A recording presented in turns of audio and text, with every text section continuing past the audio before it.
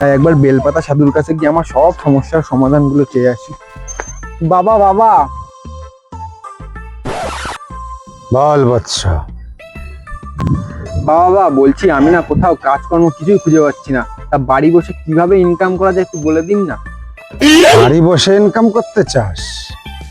তাহলে তো একটা সহজ পদ্ধতি তোকে আজ বলে দেব।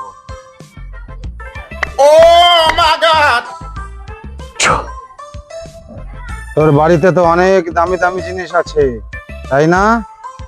হ্যাঁ আছে, অনেক জিনিস আছে। আচ্ছা, তাহলে বাড়িতে বসে যদি ইনকাম করতে চাস, বাড়িতে বসে বসে ওইগুলো সব বেচে দিবি। যখন দেখবি ভাঙাচোরা আলা আসছে, কড়া ভাঙা আলা আসছে, তখন এক একটা করে জিনিস বেচবি আর বাড়ি বসে ইনকাম করবি। বোঝা গেল বৎস?